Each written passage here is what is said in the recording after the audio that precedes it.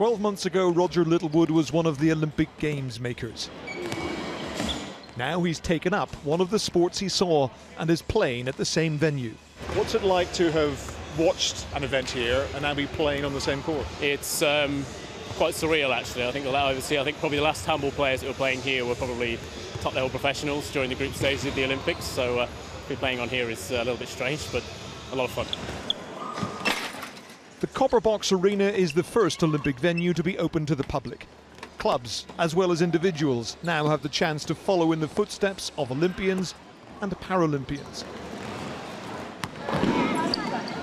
Determining the extent of the Olympic legacy is an imprecise business. You can measure how many youngsters are now getting involved, as well as how many overweight middle-aged citizens get back into sport after a long time idle. Probably just laziness, really. I kind of got out of the habit of playing sport, so I didn't play anything. And I used to be a really keen tennis player and netball player.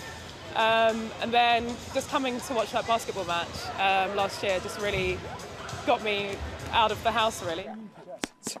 3 British gold medals in boxing, one of them by a female fighter, Nicola Adams, means a new generation trying to punch above their weight.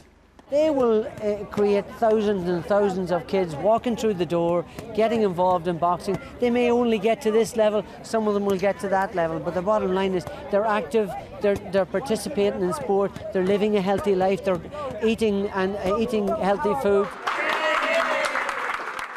A year on, it's not just the athletes basking in the Olympic afterglow. Lord Coe insists the legacy plans are becoming reality.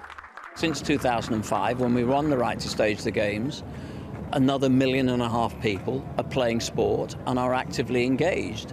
And a good chunk of them are younger people. And if you look at the way that British businesses have gained off the back of the Games, and that's about employment and jobs, volunteering is up 6%. That doesn't surprise me. The gamesmakers were an extraordinary group of people last year.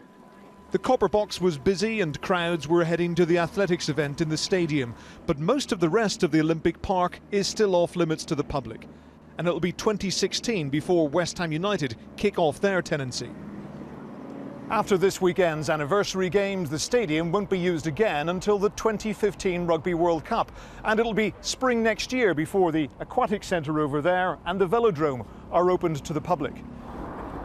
And next year will also see the first permanent residents moving into the former Athletes' Village.